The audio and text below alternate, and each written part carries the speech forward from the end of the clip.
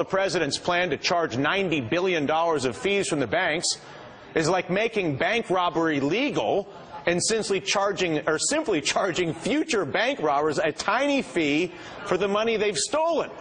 Now, to be fair, GOP Chairman Michael Steele's response is equally misguided. To say that we've already been repaid, I guess it just goes to show that both parties are fooled when it comes to the great TARP lie. Joining us now, Elizabeth Warren, chair of the Congressional Oversight Panel, which today issued its latest report on the TARP program. And Professor Warren, it's a pleasure to welcome you back. What is your reaction to the news of the day and the president's bank fee? Look, I'm glad to have $90 billion. But the bottom line is exactly where you put it. And what we talk about in this report is that when TARP expires, as it will on October 3rd, the real impact of TARP won't be gone. It's going to continue to echo throughout this economy. And one of the main ways in which it will do that is with the implicit guarantee.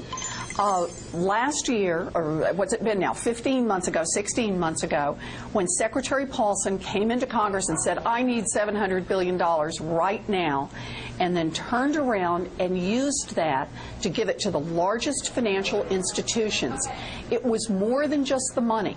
There was the statement, in effect, that no matter how many taxpayers we have to throw under the bus, we'll do it so that these big companies can survive.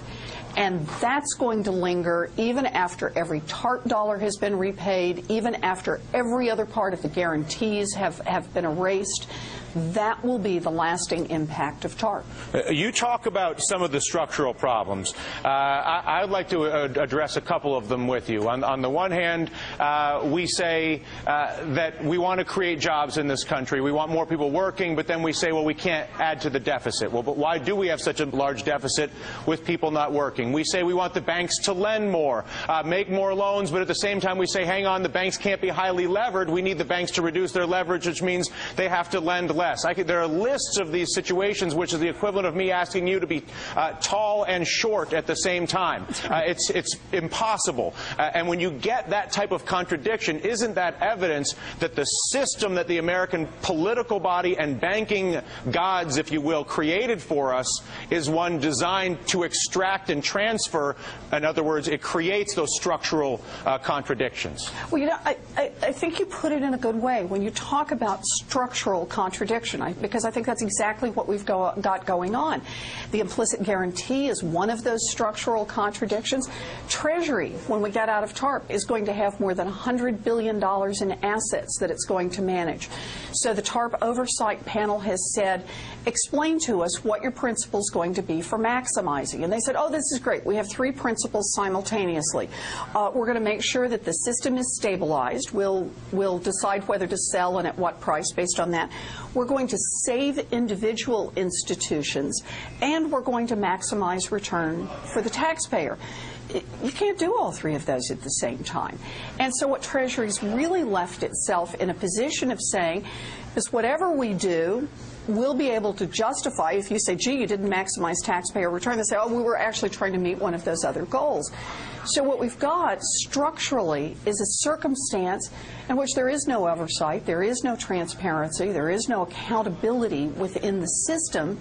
What we're trying to do with oversight is at least point that out and make more demands on Treasury. But we have a big problem. That's a small example of it. Yeah, I believe, and I think I've made this very clear, that the Treasury Secretary is the person who stands in the way of us learning more. I believe that he has an obligation to reveal the AIG emails and other things, but we can save that for another day. But I do want to bring up the Treasury Secretary's comments on the calculated cost of the bailout. He made this in an interview earlier this afternoon with CNBC's John Harwood. He says, the ultimate cost of solving this financial crisis is going to be dramatically lower than anybody thought was possible.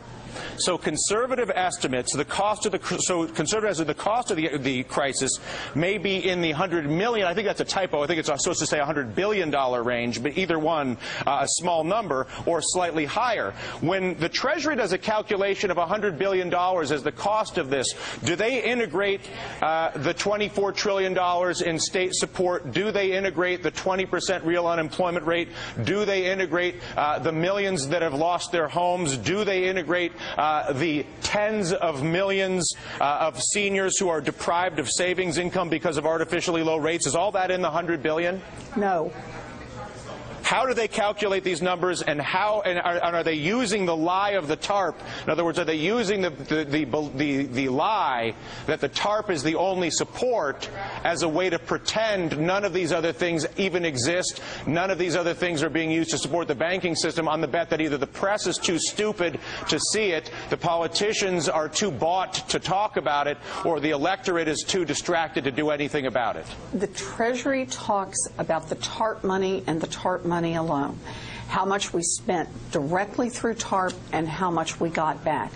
Part of what we're trying to do in the oversight report, for example, is to talk about other costs, like the implicit guarantee. What Neil Borofsky, the Special Inspector General, has done has drawn our attention, as you have done, to all the other ways in which we have given extraordinary government support to a handful of large financial institutions.